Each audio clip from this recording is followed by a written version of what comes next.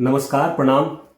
मैं हूं अमित झा और जैसा कि मैंने आप लोगों से वादा किया था कि जल्द ही बिहार के चुनाव को लेकर के कुछ नई बातें, कुछ पुरानी बातें और कुछ ऐसी बातें जो मेरी समझ में है वह लेकर के आऊँगा।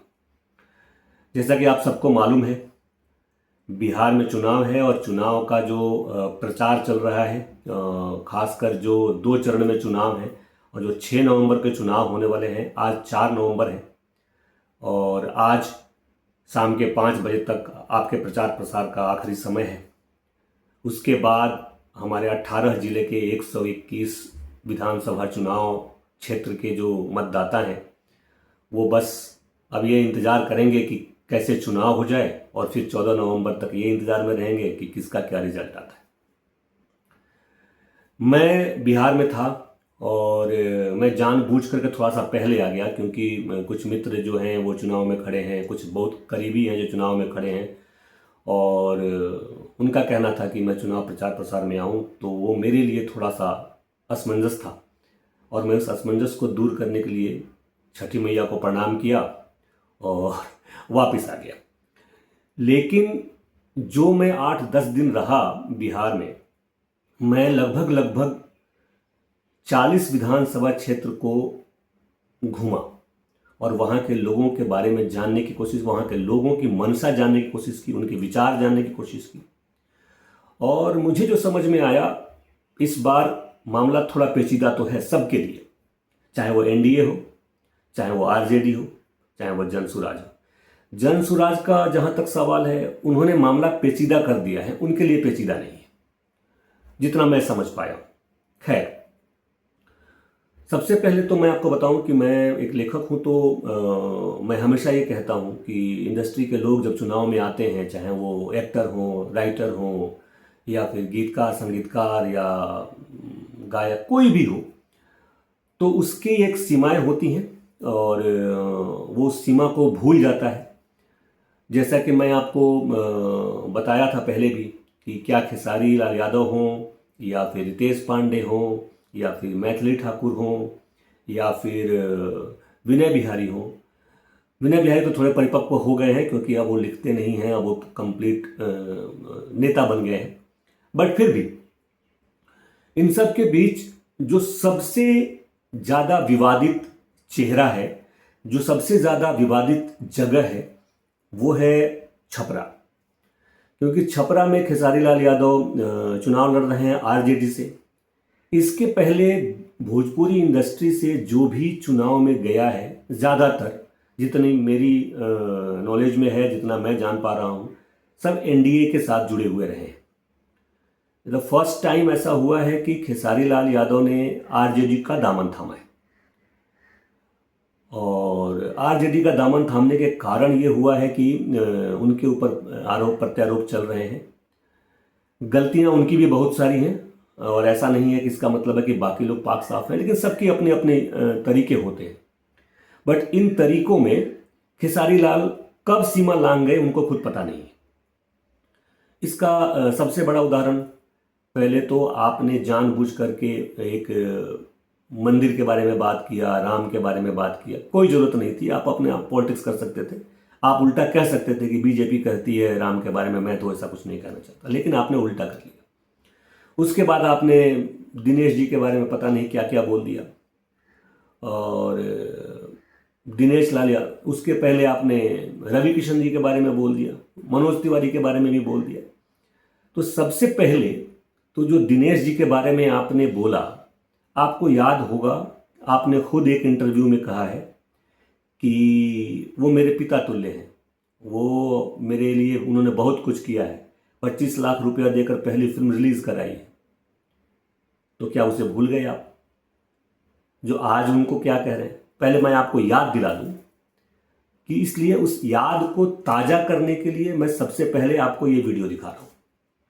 ये वीडियो अच्छे से देख लीजिए, ये आप ही का कहा हुआ है खेसारी लाल यादव जी। एक पिता की तरह पूछता हूं क्योंकि मैं इनको देखकर, इनको सब कुछ करके ही आज यहाँ तक पहुँचा हूँ। तो मैं अपना आदर्श मानता हूँ भोजपुरी इंडस्ट्री के।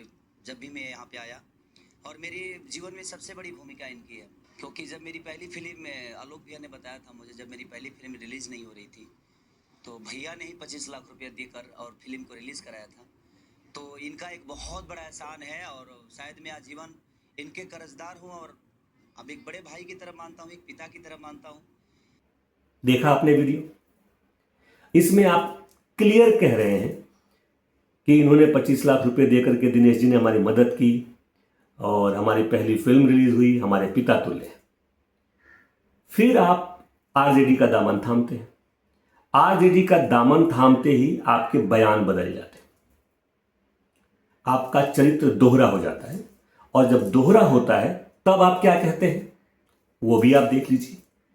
में निरहुआ जी ने बयान दिया है और उन्होंने कहा है कि जब हम सांसद बन के कुछ नहीं कर पाए उनके हिसाब से, तो फिर वो विधायक बन के क्या ही कर लेंगे? क्या धरती उलट पलट कर देंगे क्या? उनको तो प्रधानमंत्री बना दीजिएगा तभी कुछ नहीं कर पाएंगे।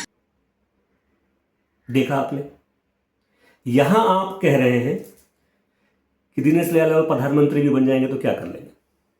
अरे भैया, आप भी अगर चुनाव जीत करके विधायक बन जाएंगे तो क्या कर लेंगे? मैं बिल्कुल खुल के बोल रहा हूं, कुछ नहीं कर पाएंगे आप। अपने क्षेत्र में जितना काम करना चाह रहे हैं ना, उतना भी नहीं कर पाएंगे। ये सिस्टम ऐसा बन चुका है हमारे बिहार में। इसे समझने की आपको जरूरत है। आप जो नाला दिखा रहे हैं ना छपरा में, आपसे अच्छे अच्छे नेता वहां आ चुके हैं, बहुत कुछ कर चुके हैं, लेकिन नाला ठीक नहीं हुआ। उसको ठीक करवाने के लिए आपको अलग तरीके से अपनी ही पार्टी से लड़ना पड़ जाएगा, अगर गलती से आरजेडी आ गई सरकार में तो, जैसा मुझे दिख नहीं रहा, बट फिर भी। और दूसरी बात, आप भूल गए कि अगर आप चुनाव हार गए तो आप उस गधे की तरह हो जाएंगे। वो शब्द यूज अब नहीं करना चाहिए, लेकिन आप उस गधे की तरह हो जाएंगे जो न घाट का होता है और न घर का होता है। क्योंकि आपने जो किया है भोजपुरी इंडस्ट्री में, जो अश्लीलता फैलाई है, जिसकी प्रकाष्ठा आपने खड़ी की है अश्लीलता की, उसे आप भूलिए मत। और फिर आप क्या कहते हैं कि आपने ये कहा कि मनोज तिवारी ने या रवि किशन ने क्या किया। ठीक है, सही है, कुछ नहीं किया उन्होंने। आप में दम है, आप कर लीजिए ना। अभी तो डूब गई है भोजपुरी इंडस्ट्री, टीवी पर आ गए हैं हम, टीवी क्या यूट्यूब पे आ गए हैं। आप में दम है, फिर से खड़ा कर लीजिए, लगाइए फिर से वापस सारे थिएटर्स में, सिंगल थिएटर्स में ही, मल्टीप्लेक्सेस में भी बनाते हैं आप ऐसी फिल्म ना। रंग दे बसंती के समय में घूमे थे ना आप 4-5 बार। क्यों हो गई फिल्म इतनी बुरी तरह से फ्लॉप? ये तो अच्छाई कहिए उस प्रोड्यूसर का, हमारे मित्र ही हैं रोशन जी, कि उन्होंने इतना घुमाया आपको, इतना प्रचार प्रसार किया, इतना ज़्यादा आपकी फिल्मों को मल्टीप्लेक्स से लेकर के सिंगल थिएटर में लगाया, लेकिन दर्शक ने पूछा तक नहीं। क्यों? खड़ा करिए आप भी एक इंडस्ट्री भोजपुरी की फिर से वापस, जो 2002 में मर चुकी थी और इन लोगों ने खड़ा किया था, चाहे जैसे खड़ा किया हो। नेतागिरी में कुछ भी बोलना खेसारी लाल जी बड़ा आसान होता है। बस उसको बोलने के बाद यह दिमाग में रखिए कि आप जो बोल रहे हैं उसका प्रभाव कैसे पड़ेगा, उसका फिर जवाब आपको कैसे मिलेगा। खैर, ये तो मैं आपके लिए विशेष करके बना नहीं रहा हूं, इसलिए लेकिन वो आई दिमाग में बात तो मैंने आपको बोल दी। बात आते हैं इस पहले चरण के चुनाव के बारे में। तो पहले चरण के चुनाव में जो 18 जिले हैं और जो 121 विधानसभा क्षेत्र में चुनाव होने वाला है 6 तारीख को, वहां जो मैं महसूस कर पा रहा हूं और जो मैं देख पा रहा हूं, हो सकता है सही हो सकता है गलत हो। मैं कोई कलम का लिखा विधाता तो हूं नहीं। मैं अपने कलम से बस कुछ कहानियां लिख पाता हूं, कुछ गाने लिख पाता हूं, कुछ कविताएं लिख पाता हूं, लेकिन किसी का भाग्य तो मैं लिख नहीं सकता। बट फिर भी जितना मैं समझता हूं, जितना मैं जानता हूं और जितना मैंने उस 10 दिनों में घूमा है, उसके बाद जो एनालिसिस है, जो मेरा अपना ये है, इस चुनाव में कांटे की टक्कर तो है, लेकिन जो 121 विधानसभा क्षेत्र में चुनाव है 6 तारीख को होने वाले हैं, उसमें मुझे दिख रहा है 70 के आसपास एनडीए। 70 के आसपास एनडीए होगी और ये मुझे दिख रहा है। जहाँ तक रही बात उसके बाद आरजेडी की, तो आरजेडी बाकी के सीट्स पे उनके गठबंधन आरजेडी और महागठबंधन जो है वहाँ जन स्वराज को 2 सीट मुझे दिख रही है, बट वो 2 सीट भी बहुत मुश्किल से। तो ये स्थिति है, लोग एक तरफा मन बना चुके हैं, या तो एनडीए की तरफ या तो आरजेडी महागठबंधन की तरफ।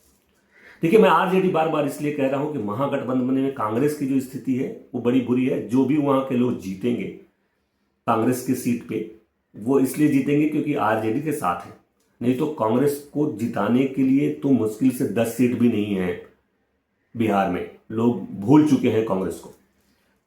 ये स्थिति है जो वहां के लोगों की मंशा मैंने समझी। मैं ज़्यादा कुछ नहीं कहूँगा। पूर्वी चंपारण, पश्चिमी चंपारण, वैशाली, मुजफ्फरपुर, पटना, आरा सब घूमा मैं, और जितना मुझे समझ में आया, जितना मुझे देखने को मिला, जितने लोगों से मैं मिला, ये स्थिति बनती है।